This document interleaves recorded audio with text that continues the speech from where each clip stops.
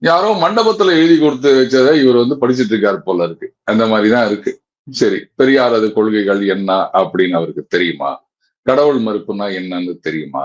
அப்போ தமிழ்நாட்டுல மட்டும் பெரியார்னா, தமிழ்நாடு வரும்போது மட்டும் பெரியார் இவருக்கு தலைவரா? இல்ல இவர் இந்தியால எங்க இருந்தாலும், இல்ல அடிக்கடி வெளிநாடு போறாரா? அப்பவும் இவருக்கு பெரியார் தலைவரா? அத சொல்லுங்க. பெரியாரை இவர் ஏற்றுக்கொண்டார் அப்படின்னு சொன்னா, அப்ப அவருடைய கொள்கைகளை ஏற்றுக்கொண்டதாக இருக்க வேண்டும். எலெக்ஷன் நேரத்துல கோயில் கோயிலுக்கா போறது, பஞ்சகச்சாந்த அந்த வேஷ்டியை கட்ட தெரியாம கட்டின்னு போறது, அந்த நெத்தியில சந்தனம், குங்குமம் என்னென்னோ வச்சுக்கிறது. ஏங்க அவங்க சகோதரி பிரியங்கா வத்ரா அவர்களும் எலெக்ஷன் நேரத்துல அப்படிதான் பண்ணுவாங்க. அப்படியே நெத்தி நிறைய குங்குமம் இருக்கும், இன்னொன்னோ நிறைய இதெல்லாம் வச்சிருப்பாங்க. அவங்க கோயிலுக்கு போறேன் அப்படின்வாங்க.